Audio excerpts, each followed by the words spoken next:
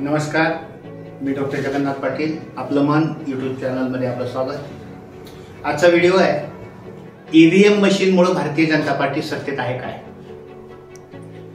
संपूर्ण देशामध्ये आज अशी चर्चा असते.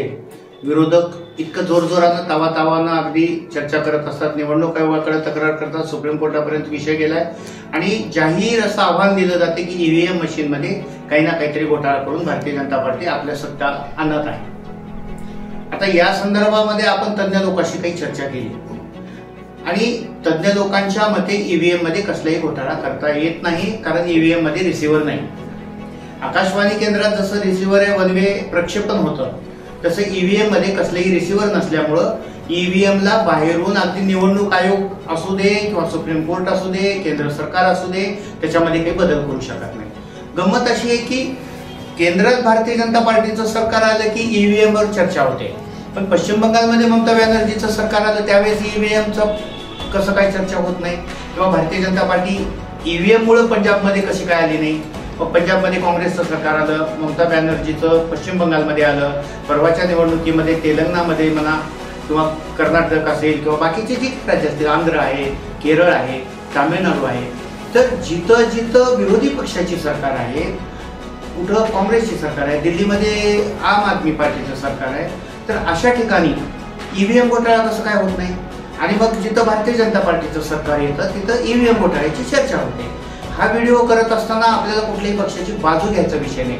तर देशातल्या 18 राज्यामध्ये भारतीय जनता पार्टीचं सरकार आहे, तसंच राहिलेल्या सगळ्याच राज्यात विरोधी पक्षाचं सरकार आहे, त्याची संख्या जवळपास 10-12च्या वर आहे.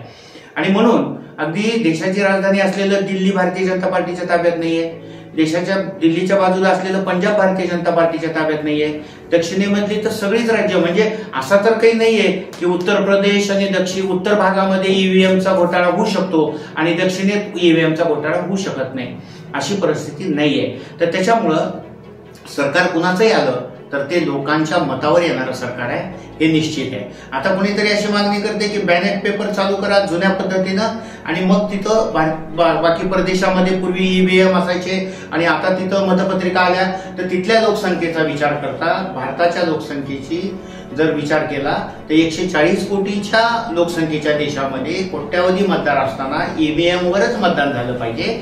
आणि निवडणूक आयोग सुद्धा ईव्हीएम वर अगदी पुन्हा असतात, पक्षाचे प्रतिनिधी असतात, त्या मतदारसंघाचे ईव्हीएम मशीन एका अशा स्ट्रॉंग रूम मध्ये ठेवल्या जातात की जिथं कुठला अधिकारी किंवा कुणीही तिथं वावर करू शकत नाही, त्याला सील केलेलं असतं.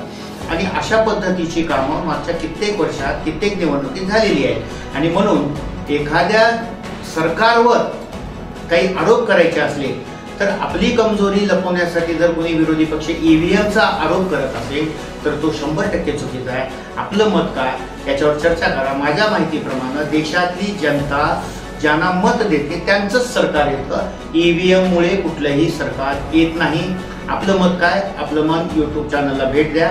असेच नवनवीन व्हिडिओ पाहण्यासाठी यूट्यूब चॅनलला भेट द्या, सबस्क्राईब करा, लाईक करा. धन्यवाद.